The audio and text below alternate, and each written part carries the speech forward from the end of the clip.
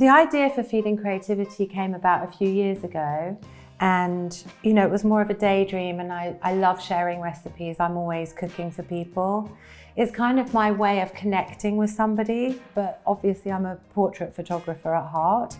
And one day I kind of had this idea. I work with Peter Blake and collaborate with him. So I know his studio, and he's got a little kitchen there with a little hob where he heats up his lunch in the winter. So I just messaged him and said, can I bring you something to eat for lunch? And he said yes, and that's how Feeding Creativity started. I took him a curry that's in the book, and we heated it up and we sat at his table together. And yeah, it was a really nice experience. And from there, it became this sort of hybrid book, which started off as a cookbook, but now it's sort of this hybrid portrait cookbook. So it has the portraits and it has the recipes. So that was sort of how the idea was born. And then from there, it turned into a range of creatives from all different fields. So I sat down and wrote a list of different people, artists, actors, musicians, architects. And then I messaged them and invited them. And when somebody said yes, then the hard work began. I was like, what am I actually going to cook them? So for instance, Jeff Koons, I was in New York, and he agreed that we could go over to his studio. So I was like, what should I make him? And it was afternoon, so I thought afternoon tea. So came up with a cake. And his artwork is sort of very fun and vibrant and bright. So then the idea for the sprinkles, like the rainbow colored sprinkles, came to be. So, each recipe has been cooked with the actual creative person in mind.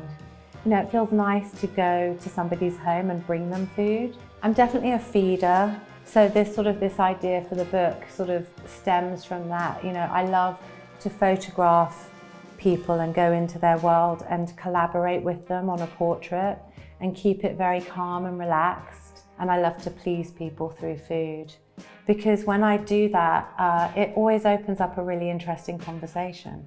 People would often start talking about their mums in this book and being quite nostalgic, talking about the food they grew up with, or it sparks really interesting, deeper conversations, I find. Sharing food together is it's just bonding. For instance, Gilbert and George live in East London, and I know famously they do not have a kitchen in their home because they go to the same cafe every day, they eat the same thing every day. So I was very aware of that when I took them lunch, and I thought, well, I'll recreate like the bacon sandwich that they have, but I'll do a plant protein bacon instead. So it was really funny. I turned up and they were I assembled the sandwich and they were looking at it curiously. And even at one point it was quite funny because Gilbert was like, I don't think we're going to eat this, like we only eat when we go to the cafe. And George was like, I think we'll try it. And he sort of cajoled him into doing it. So it felt good bringing something a bit different into their world as well. Ultimately, this is a book that I want to be in people's homes, and I want them to enjoy reading the stories behind the photo shoots and the experience, but really be able to cook this at home and enjoy the recipes. I wanted to have it out for Christmas, so it really focused my mind and it made it very real. And the team were really inspiring at Taschen, so I think that elevated sort of my approach to it. I needed to be on my top game, so I think it's really benefited everything I've done and given me real focus. Yeah. I like being part of the Taschen family.